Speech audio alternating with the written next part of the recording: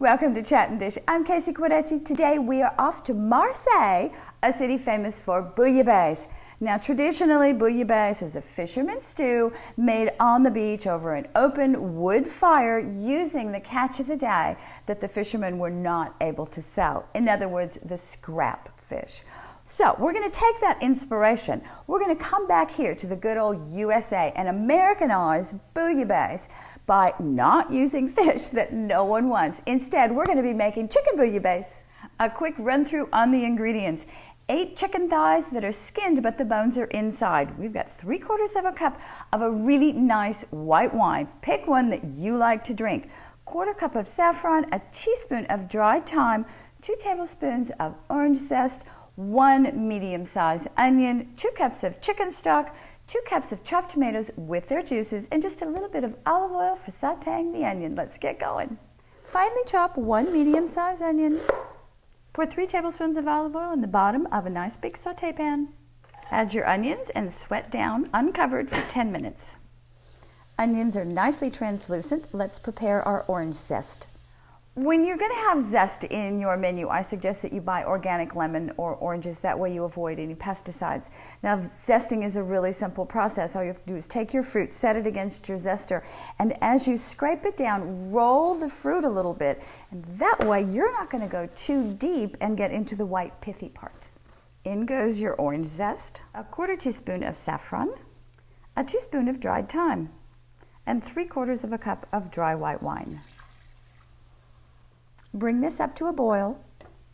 Now it's time to add 2 cups of chopped tomatoes with their juices and 2 cups of chicken stock.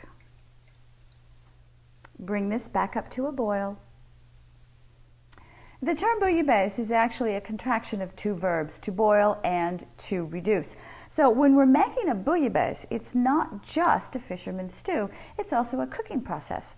And speaking of processes, right now I'm putting our chicken thighs into this wonderful sauce that we have just brought to a boil, and now it's going to go into the oven.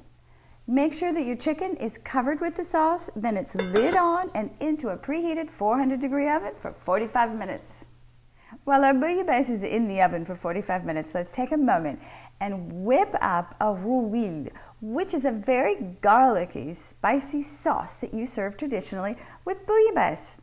Ingredients-wise, we are talking about 1/2 cup of mayonnaise, 2 teaspoons of lemon juice, a teaspoon of paprika. I like the sweet, smoky Spanish one, and 2 cloves of garlic. That's it.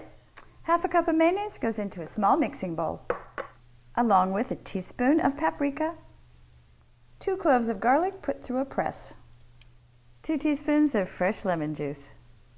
Give your rouille a little bit of fresh ground black pepper and just a smidgen of sea salt. Mix everything together well and you've got a rouille.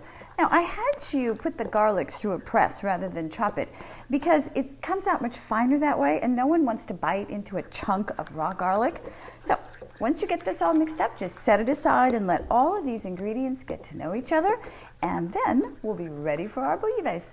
Bouillabaisse goes on top of the stove, lid off for 25 to 30 minutes so that your stock can reduce. Here's how we serve our chicken bouillabaisse. Place one of the thighs into a bowl and then cover it generously with your broth from your soup. Then the rouille can either be spooned in and stirred right into the soup, or it can be put on top of toasted bread, which is absolutely fabulous. And then what you do is you drop it right into the broth and let it soak up all those marvelous flavors. I cannot wait to taste. Oh, this is fabulous. Takes me right back to Marseille. I hope you try it. All right, chicken bouillabaisse calls for something sweet afterwards, so let's pop over to cupcakes and kale chips because Brianna is showing us how to make sugar cookie bars. How sweet is that? So don't miss out on a marvelous sweet treat over at Cupcakes and Kale Chips. Hey, it's the cookie time of the year, right? So let's pop over to Sugary Sweets for homemade Jingles cookies. How cute is that? They're phenomenal. Don't miss out on your cookie fix over at Sugary Sweets.